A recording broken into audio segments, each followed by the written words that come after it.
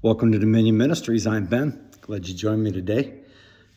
If you haven't before, I'd encourage you to subscribe to the YouTube channel. Also, like and share the videos. Click the notification button. That just helps us get the word out. And if you've been impacted by these videos, just encourage you to just be a part and help us. Today, I want to talk about a second part to a previous video I did on Jonah, about throwing Jonah overboard. And sometimes you have to throw people overboard in life. And just kind of a recap, Jonah runs from God. He's out of the will of God, and he's running away, and he gets on a board headed for Tarshish. And a big storm comes up, and they're in deadly peril, like it's bad. And so they discover that Jonah's run from God, and they end up, he says, the only option right now is to throw me overboard. And after going through all their other options, they finally have to throw Jonah overboard. And Jonah's disobedience nearly cost these other men their lives. And so I talked in a previous video on it's not always that you're the problem, although in Jonah's case, he was the problem, but the rest of the people on the boat, they didn't do anything wrong. They're collateral damage, and our disobedience creates collateral damage in the lives of the people around us. They become victims of our disobedience and of the wrath that gets poured out on us, and the disobedience and the attacks of the enemy. And so likewise, as your life can negatively impact and even put in peril the lives of other people, likewise, your obedience to God can save other people and bless them. And so in Acts, Paul is, he's headed to Rome. He appeals to Caesar, and he's on his way, and they're looking for a ship to sail all these prisoners to Rome. And they find one, and they're getting them loaded. And he's like, listen, talks to the captain, I perceive that this voyage is only going to end in disaster. I would recommend that you don't set sail.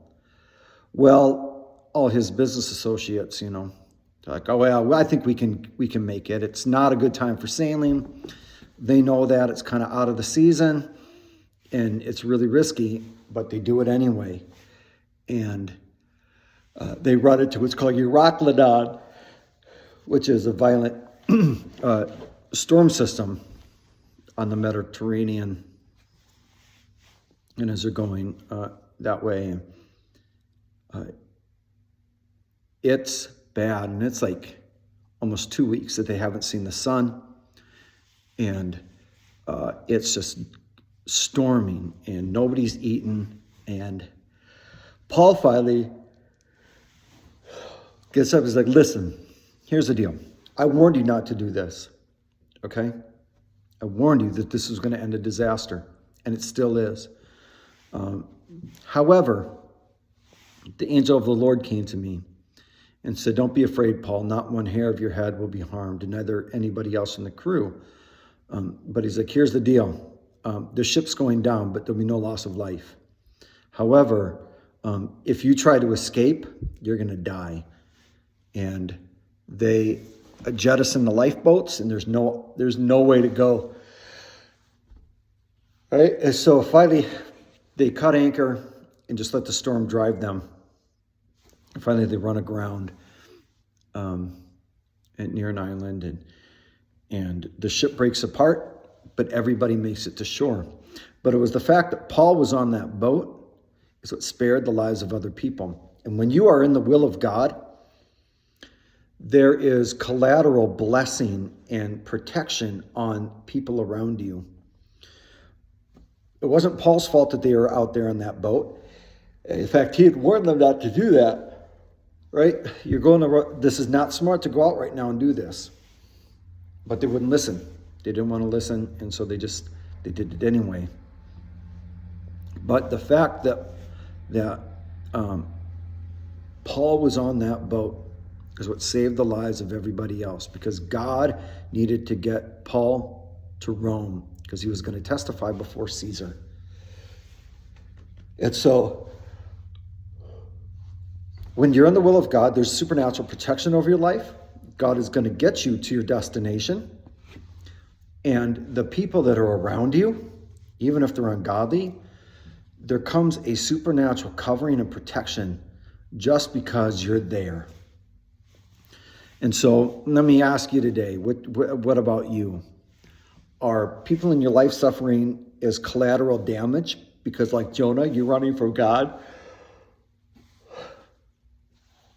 Or are people experiencing collateral blessing because you're there, because you're walking in the will of God, you're seeking to fulfill the will of God and pursue the will of God? And that's the big question that you've got to answer. Are these troubles in my life that I'm facing right now, are they my fault? Right? We're quick to help people shift blame off of themselves, but like the old meme says, sometimes the problem is you're stupid and you make bad choices. Right? As parents, we see that with our kids, right? This is not going right for you because you keep making bad choices in this area. I've got a child that, and she's a lot like me, right? I'm a fighter, not like fist fighter, but like I'm gonna fight you to the death. I'm gonna argue, right?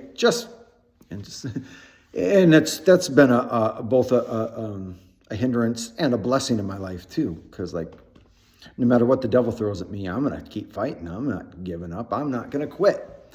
What can be a colossal issue for us, like something negative, is also very positive. And we're seeking to train that, right, into godliness. What was a frustration for my parents with me growing up has been the very thing that God developed and refined that has kept me serving him all these years and not give up when a lot of other people would have. And I could tell you stories and testimonies of things that we faced as a family and that I faced in ministry that any other pastor in his right mind would have quit. But I'm not any other pastor, and I don't give up. I'm going to fight.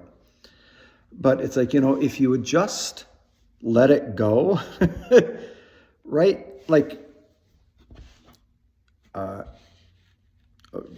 correcting one minor little thing. Hey, do you mind not, oh, well, so my sister did this the other day and you didn't say anything. Okay, yeah, I'm not talking about that. I'm talking about what you're doing right now. Just asking if maybe you turn your movie down or whatever, and it turns into this fight. It's like, it was just a minor thing, but now you've lost like phone privileges with your friends because you decided to argue and fight. When it would have been in your best interest to just turn the volume down and say, okay, Dad, all right, okay, Mom. And sometimes the things that we're facing, the storms that we're facing, like Jonah, are our own doing because we're disobedient, because, and the Bible even says God resists people. He resists the proud, gives grace to the humble. And when we're in disobedience, God is under no obligation to get out of our way. When Balaam knew better than to be up to the nonsense he was up to, an angel stood in the path and blocked his way. The donkey saw it, he didn't, and he was getting mad. And like God was trying to stop him from doing something incredibly stupid. And sometimes we're facing storms and challenges because God is trying to stop us in our tracks from going down the road of disobedience any further. In the story of Moses sets out to go to Egypt. Well, he'd never circumcised his sons. And it kind of indicates that in this portion of scripture, but it says that as he was on the way, the Lord set out to kill Moses. And his wife circumcised the boys and throws the foreskins at his feet, calls him a man of blood. And the Lord relents. But Moses was out of the requirements of the covenant.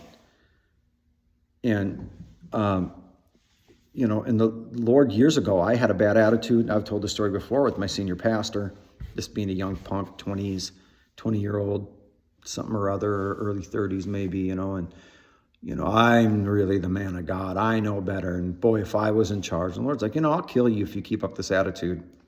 Because I know where that attitude is going to lead you. I know the end result of that attitude. And I would rather take you out now than to continue to let you go down that path, because it's nothing but destruction. Never told me what exactly it was, what was going to happen, where the end of that road would go. But he's like, I will take you out now if you don't stop this, because I'm not going to let you go down that road. And so, like, we see that in the Bible. Like, the Lord's like, I'm gonna. You're so out of line right now. It would be better off that I just take you to heaven now.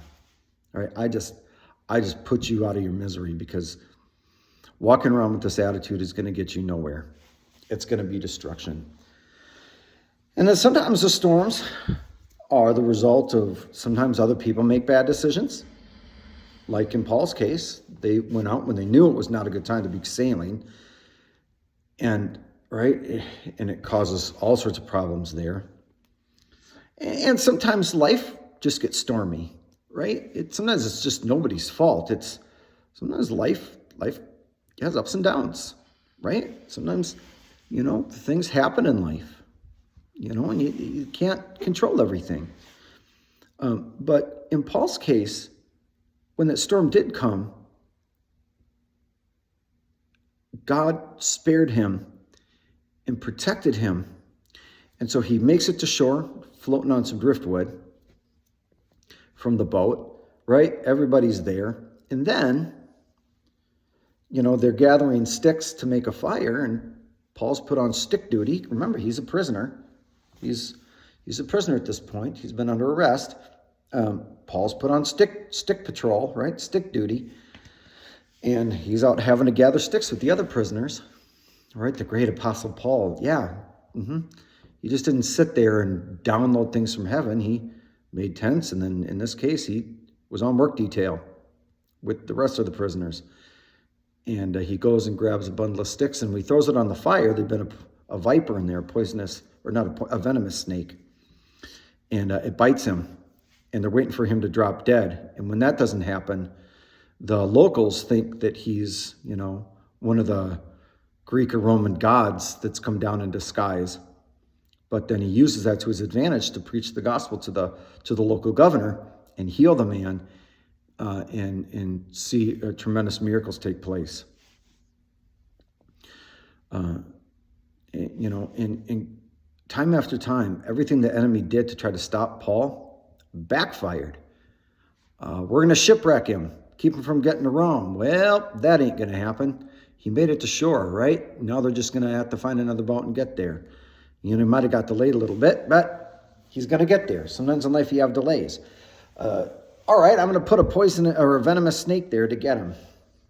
And the snake bites him and it doesn't hurt him, just like Jesus said, right? We take up serpents and not be harmed. Well, you see a fulfillment of that promise there. I've claimed that promise, drinking deadly poison and picking up vipers.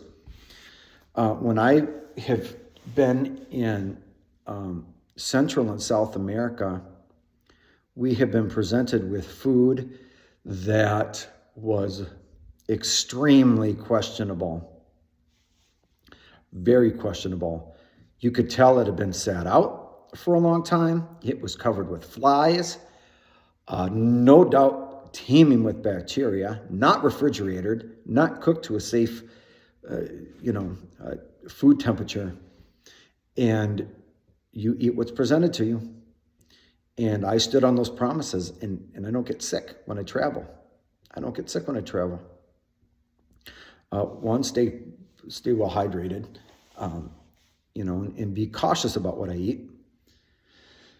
And, That's really served me well. But I've stood on those promises, though, when I've been given stuff. And, it's a cultural thing, and you dare not, cause offense. Well, it has worked out for me. But listen, stay focused on the mission that God's given you. Stay in the will of God. Because if you don't, you're causing collateral damage, pain, suffering, and possibly death to innocent people around you. But when you're in the will of God, when you stay in the will of God, you're focused on fulfilling the will of God. It doesn't matter what anybody else does. It doesn't matter what nonsense other people do, what other kind of shenanigans are up to, what other decisions, bad decisions people make. It doesn't affect you. Even though Paul went down with the ship, Paul goes down with the ship, right? But he floats back to shore on a piece of wood. And no matter, when you're in the will of God, and you're focused on fulfilling the call of God, it doesn't matter what anybody does. You're going to get to shore. It doesn't matter if the devil bites you. It's not going to hurt you. And you're going to get and fulfill the mission that God has given you to do. And because of that, a blessing and protection will rest on the lives of other people. Collateral blessing instead of collateral damage. Be a blessing to others. Your supernatural calling and obedience to God brings a protective anointing and covering on the people around you. And likewise with Jonah, your disobedience removes a protective covering and opens you up to the enemy, to the resisting of God, to the enemy devouring you. And you don't want that. But listen, focus on fulfilling the will of God. Stay in the will of God. Stay obedient to God. Do what he's asked you to do. And the blessing and protection will rest on the people around you. My friends, being in the will of God is how we walk in dominion.